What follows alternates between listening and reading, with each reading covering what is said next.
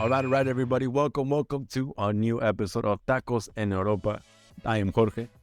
My name is Edgar.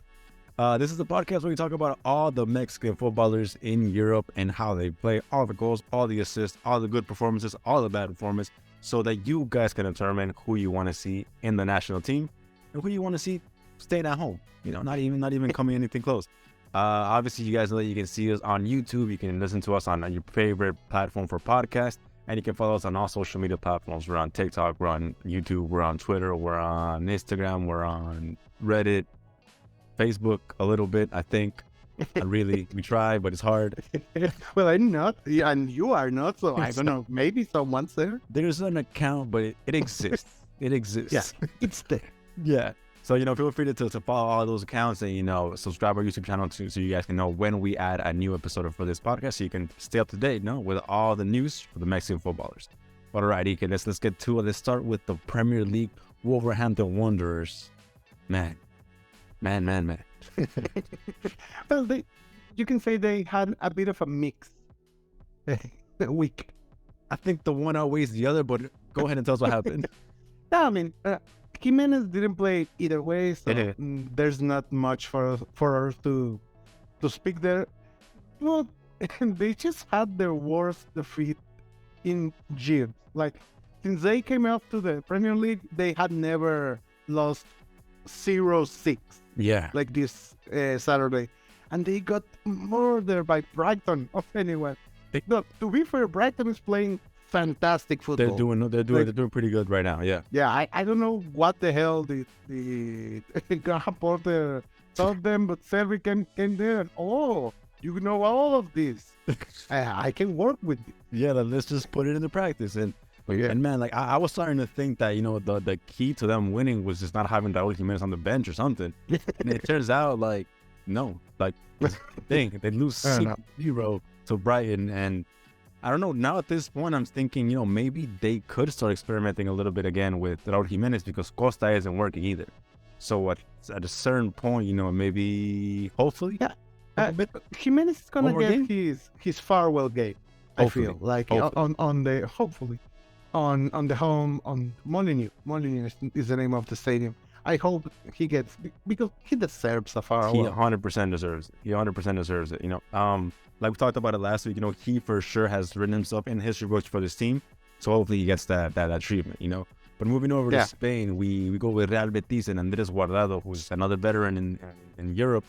And he kind of has had a rough patch these past couple of weeks. Hopefully, we see it end very, very soon. But he plays 45 minutes versus Real Sociedad in a 0-0 tie in a game that was extremely important. It was a must-win game for Real Betis. Yeah, it was a 6-point game, we called them, no?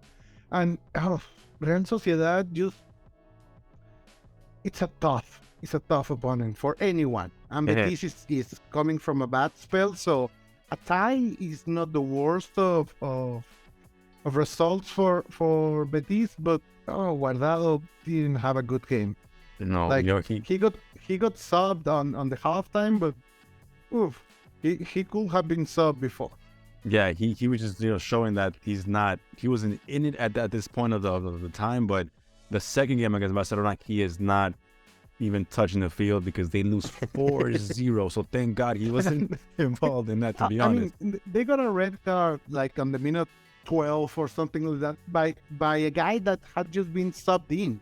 Actually, Edgar Lopez or something like that, some Spaniard defender. And he got red carded to hell, and Betis just got rolled over and died there. Barcelona just murdered them. Yeah, so even that, you were saying right now that the tie wasn't too bad against Sociedad, but then after this result, it adds on to that and it makes it a bad result. It makes it a bad week for them in general. Yeah, I feel like Villarreal is on top of them on the table right now, I think. So I feel like Betis is might even lose on Europa League spots. Yeah, it's getting a little bit dangerous for the season right now, but especially because I think Osasuna won, so it's getting there. Yeah, they're so close to losing out of the conference even. So hopefully, the conference is there's a jump from 10 points. So I feel 7th place is assured. I feel. But the other team, Sevilla, is coming. They're coming. Yeah. They're coming. They're in good form, and they just went against Athletic Club. They went from like relegation trouble, not in the zone, but like in trouble, to just having a really good stretch of games. They're fighting for Europa League, so No, they don't fight in the Europa League. They win. they win it. If it doesn't happen, you already know he jinxed it, guys. Come get him. Come get him. No, but I mean, I think there's a stat there. Like, Sevilla has never lost a semi-final in the Europa League or something like that. Like, and from this point on, they always win. And it's against Juventus, right? They're going after. Yeah. So it's doable. I think it's doable. With some unbelievable sadness. I mean, they have attacking midfielders. That's what we know. So Yeah. put them all on the field and try to play against that 5-4-1 or whatever they play. But Tegatito does not show in this game. He is in the bench once again, but he's still not being played for whatever I don't know reason. what's happening there. It's like extremely he's weird. in the bench every game. We're looking for information, but there's nothing out there. I think he's good to play. He just isn't needed. So it's kind of weird. Espanyol, we have Cesar Montes, who has I was gonna say good game because he does play really well, but he has some really bad mistakes too. Yeah, he has 60 minutes of an amazing game and another 30 minutes of something else. Yeah. There's a penalty in there somewhere and a yellow card, but what? No, and a yellow card and one 1v1 that he lost that leads to a goal. So that's not great. But everything before that, everything before that, he was unstoppable. He was the best center back in the field. I mean, we could be saying, oh, those 60 minutes were like your resume to go to Juventus, to go to Barcelona, Real Madrid. He was playing amazing, and the other 30 minutes, those are real Querétaro vibes. But like it's not just us that if you guys don't believe us, it's not just us. We invite everybody to go to ESPN and watch the games on ESPN so you can hear the commentators talk about them. They love them, man. They think just what we think. And not the Mexican ones either. No, the ones from there. I was watching it on, I don't remember who was the Spaniard that was like, he was in love with Bond. He was like tying his shoe and said, oh, look at the double lace. He's beautiful. Like, no one has never loved anyone as much as he loved Montes. It's, but it shows you the quality, that he's had since he came in. So it's definitely, it's cool. It's cool that we get to hear that, in that platform. Yeah, I would really like for him to go to Sevilla. I feel that's a good place for him. I mean, they definitely need something over there, man. They need some help. So, I mean, they need center backs and they need strikers. So we'll see. For the second league, for the second division in Spain, we don't have much here. Jordan Carrillo does not play. They play, I think, tomorrow. We skipped Espanyol Getafe. They do have another game. But Montes didn't play because he got his 5th yellow card. So just like it helps him get out of the relegation a little bit. They're still in the zone, but they're still in there, but they're getting close. Yeah. It helps a little bit, but not out yet. The second division, none of the boys play. We have Sporting who plays on Monday, and Oviedo who plays, wins, but Marcelo Flores doesn't see the other game. Oviedo actually is getting close to that, that playoff to get to the next league to advance. I'm not sure they're gonna reach promotion, but they're getting close, and they're on a really good 1-0 form. Winning a lot of games by just the fair of a touchback. They've been moving up the table, so it's been something positive to see. Hopefully Marcelo gets some type of minute soon. I don't think so, but hopefully. Italy, let's talk about that same topic, which is getting points. It's getting to that time of the season where, you're trying to just get all the results that you can, finish the best position that you can. What Napoli want to do today, they wanted to win it. They wanted to finish it. They wanted to celebrate it in the Maradona. They had everybody on the street outside the stadium. The stadium was full. There was firecrackers everywhere. There was smoke all over the place. And you get the cake. The champagne is on the cooler. Everyone's ready. They scored the first goal, and they literally grabbed the ball and they put it in a bag. They gave the ball to somebody and they put it in a bag. Like they were gonna do something with it. But I mean, unfortunately, you're playing against Salernitana, and they're not just anybody. And there's a show he says like, "Oh, you went in a party, oh, you're gonna get a party. And Ochoa just didn't miss after that goal. He stopped everything that Napoli threw at him. Everything. Seven stops he had in this game. A lot of them were from Osimhen, who just he was playing like decent, but I mean Ochoa was just some quality saves, man. Just his reflexes are still top notch. He was doing his thing. The goal that does go in, it's not really much you can do about it. It was a great taking corner. It was a great header. He wasn't in a position to save it, but other than that, man, like wow, wow. That's all I got to say. Yeah, he's not on the mood to let Napoli get a party.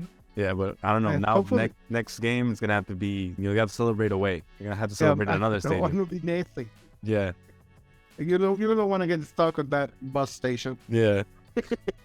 But speaking of that same team, Napoli, we had Chucky who started the game. He played 60 very great minutes, I believe. I do not know why he was subbed out. I think.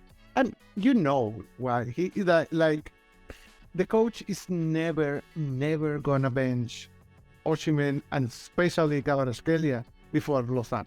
I know. That's never gonna happen. I know he has that tendency of subbing a winger 100% of the time, but I just think you could have just gone with playing all three of them 90 minutes. You could have rested Chucky next game. If he plays 90 right now, just don't play him in the next game, but leave them all up there. And you win the game, you celebrate at home, but they took him out. He was creating the most game out of the top three, I believe. Yeah. No, I know he was. I know he was. Yeah, for sure. And we keep saying like it's Kvaratskelia's problem, but the whole midfield just dropped in form like 3 weeks back. Like Anguissa haven't been the same.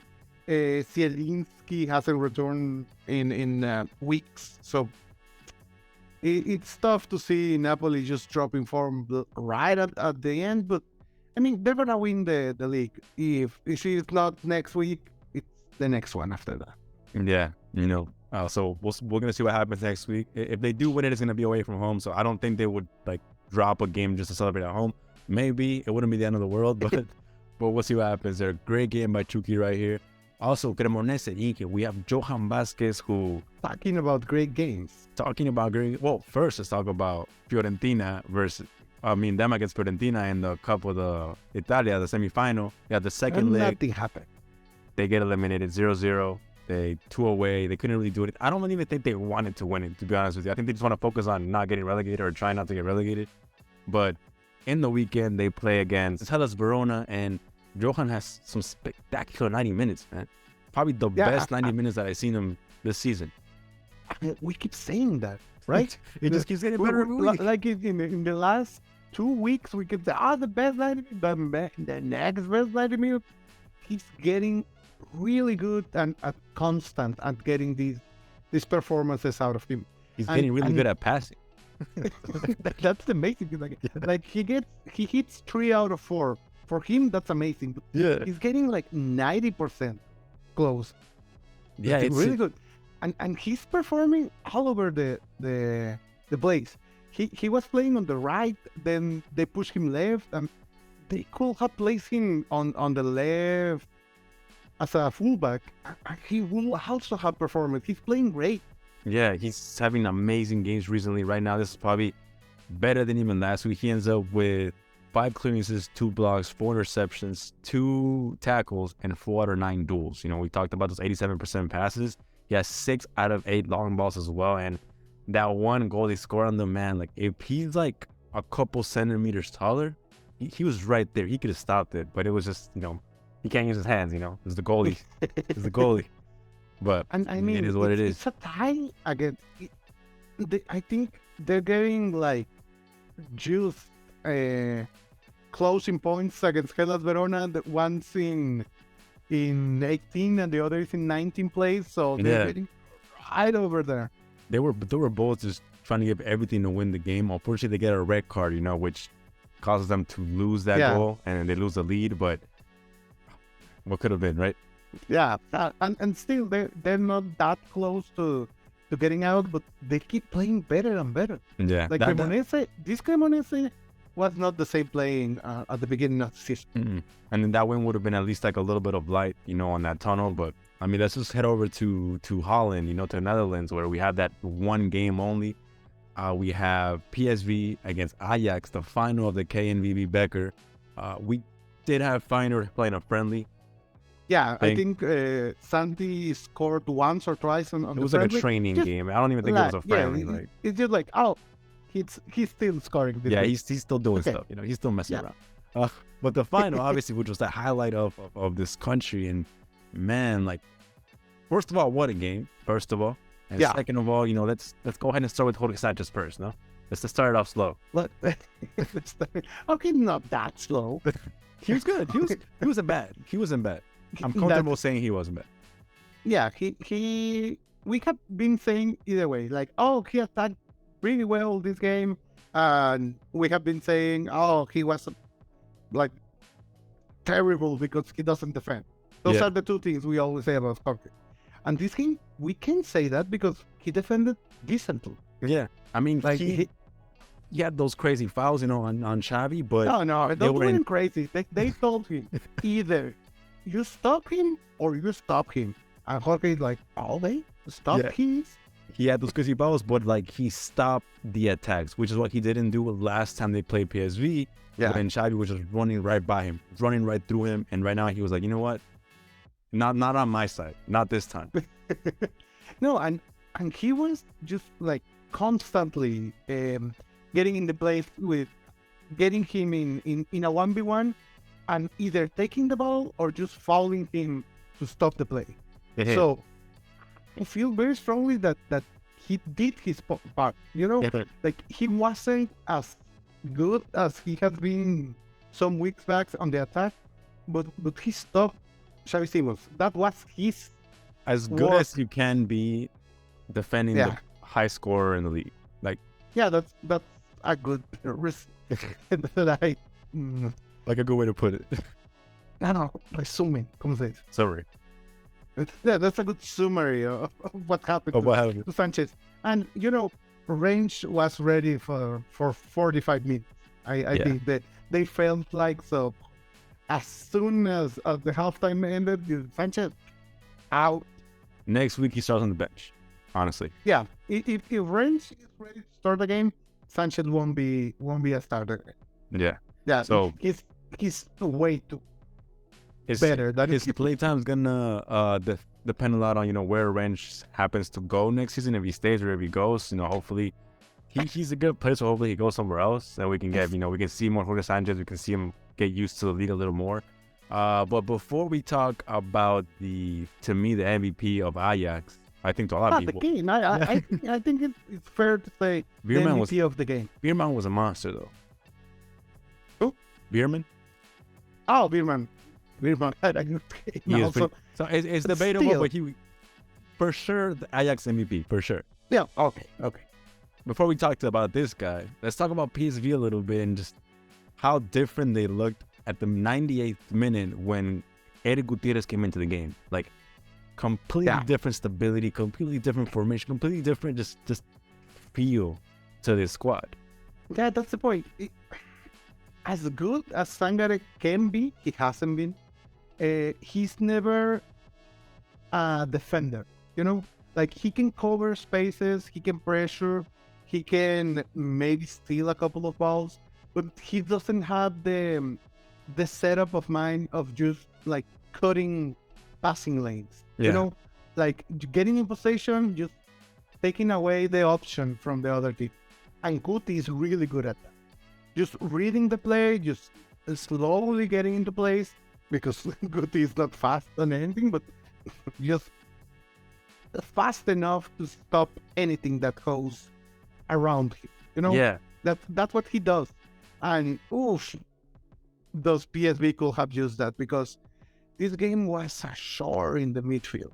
I don't understand. The coaches obviously they win the game, they win the cup, but I just don't get the decision of not starting the game with him, man. Like, that stability against a team like Ajax, who was, I think, to me, the better side offensively throughout most of the game. Like, how are you not gonna have Guti in there? Just like, so I think he helped stop that first goal. I feel he thought he wouldn't need a defender, because Ajax didn't have a good midfield. You know, like, Klaassen, Taylor wouldn't play. Grealish isn't great on the ball. Yeah, Tadic is going to play way too forward. So he thought, if I have an attacking midfield, I can pressure the center backs and win. The problem was that Ajax had their better players were the center backs. the thing is that, they played with them a while before, so obviously he had a sense of what they were, but I think he underestimated not Edson Alvarez, because obviously he had an amazing game, but I think he underestimates what Edson Alvarez allows the rest of the team to do. You have Edson Alvarez in the midfield. And we keep saying Edson Alvarez. Timber also had a very good game. Those two were the better players for Man. And Timber can have good games with Edson next to him. Because what happened last time they played? They had that. You know what I mean? So it's like Edson, he has an amazing game, but he also allows us to play well. You're able to have a bad midfield if you have Edson in the middle there. You're able to have your attackers attack more freely. You're able to do so many more things there, and I think he underestimated that a little bit by not putting Guti in there. Since we are already talking about the importance of having a defensive midfielder, we can see how good is Edson Alvarez right now, that he's playing as a center back, as a very good center back by Eredivisie standards. And then just Ajax decide, you know what, we need to be stronger forward. And they put in Basi, who hasn't been great with the ball or anywhere. And they put him in, he's fine. He didn't screw up, he was fine. And Edson gets in the midfield. And it's all the difference. Yeah. Because they can stop PSV on the midfield. They don't have to wait for them to get on the box. Like Edson takes the ball away from them and just gets them opportunity. Yeah. That they waste on Robbie. Robbie had the most terrible game I've seen by anybody in a minute. It was awful. And I mean, it was like, just say the numbers right now before we talk about the end of the game that we kind of walking around. And nobody wants to talk about. He was 29 duels. And he won 20 of those. Of those, 12 out of 14 were ground duels. Yep. That's amazing. You can dribble almost 100. Yeah. He's amazing at that. And then, apart of all that, he got 12 defensive action, 4 out of 4 dribbles. You can't dribble past them, but he can dribble past you. Yeah, what the hell? When the hell did he start dribbling? He does this little pirouette where he spins with the ball. He's like, the attacker pressures him, and he just do a little spin, and the attacker just goes walking, and some has the ball, and nobody knows what the hell happened. And then you give the ball to Grealish, and nothing happened. Yeah. But okay. That was the big thing. We see Edson's development of his game, being able to move the ball up the midfield now. And he moves it up, gives it to the midfield, and they pass it back to the center back. So it's just a lot of it's what's missing there, but I mean, let's get to it. It's not all sunshine and rainbows, unfortunately. Yeah. The game finally ended on a penalty shootout. Yep. And both of those were terrible. Like Tadic and Thiel, was the first of PSV. I don't remember. Oh, Tadic scores his, PSV's one scores, and then they start failing. Because a 17-year-old from Ajax takes the 4th penalty. Yeah. What the hell? Like, I don't know, man. How can you? The rest of the team, how can let that happen? I mean, how little of a spine do you have to let a 17-year-old take it? And he scored, so maybe he's really good. And that's cool, but I think once you see like Broby miss his penalty, whatever order you have, it didn't miss. Like he missed the stadium. He sabotaged his team. That's what he did. I don't know. Once you see Broby do like whatever order you have, you gotta modify it, man. Whatever whatever people you got going next, you gotta start saying, nah, man, like somebody has to step up and get this goal in, because they end up missing 3 penalties. One of them being from Edson Alvarez at the end there. The 5th one, and it was not the worst penalty of the day, but it was bad. It was definitely bad. Yeah. Yeah, I knew that. he goes right down the middle. He guesses it, and there's not much. I mean, it's pretty easy to stop, But other than that, we have Fabio Silva, who he knocks down that last penalty. PSV wins the game. They take the championship. They take the trophy. It is what it is. Deservedly, I guess. They had been a better team than Ajax this season. Ajax just broken this season. Yeah, I mean, it would have been cool to see them, get a trophy. Let's just see Sanchez, get something this season. Since PSV won this trophy last year, so they win it twice back to back. Guti's able to lift it up, and obviously we're happy. A Mexican is able to lift this trophy. Our Mexican was always gonna win it. Like Spakenburg was gonna happen next year, and the year after that, and the year after that, and the year after that. Well, let's go to Belgium, Ike. We talk about Genk and Gerardo Arteaga, who both have both have a really great game. Yes, that's like Genk decided, it's the playoff. Let's get into playoff mode, and just played like their best game on months. They score the first goal on them, and right here I'm thinking, man, it's over. It's the same old from the past couple of weeks, and they end up scoring 3 after that, and they win 3-1, which I didn't think was possible. Usually when they score one on them, it's hard. Brugge. I guess Club Brugge, the good one. Club Brugge, the good one. They're in the playoffs now, so obviously these are all going to be good teams. So it's not going to be like a scratching up to the end, to the death. And this is an amazing game from everybody. Arteaga ends up with 7 defensive actions, 4 out of 7 duels, 2 key passes, and a beautiful assist from fullback to fullback that helps him get that second goal. And a goal line clear. And a goal line clears, you're correct. That was amazing from him.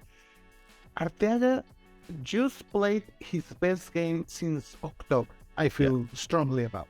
He had a little bit of a streak going on, and what a time to bring it out. What a time to stop that streak and just start helping your team, get these incredible wins. They're going to need it now. No more losing right now. No more tying. They have to be all wins, similar to what AK Athens has to do. And they've been doing. Yep. I mean, Pineda just played 2 games and just doing dirty work, like overalls, cleaning sheet, like pulling roll, just dying on the field every game. And he has played as a pivot, as an 8, as a striker, as a winger, as a number 10, that we think is his best position, but who the fuck knows? Because he just played against Panathinaikos as a fullback. Talk about doing dirty work. Really well. Yeah, it was crazy, man. Like, I didn't know. Obviously he does have like games where he comes back, tracks back, and does defense people. Yeah, like he can pressure. Yeah, 7 out of 13 duels he wins. Like, and I saw him like being like annoying in the defense and stuff and stopping the wingers. But I didn't see that he had 7 out of 13 duels. Like, that was insane. I didn't even notice.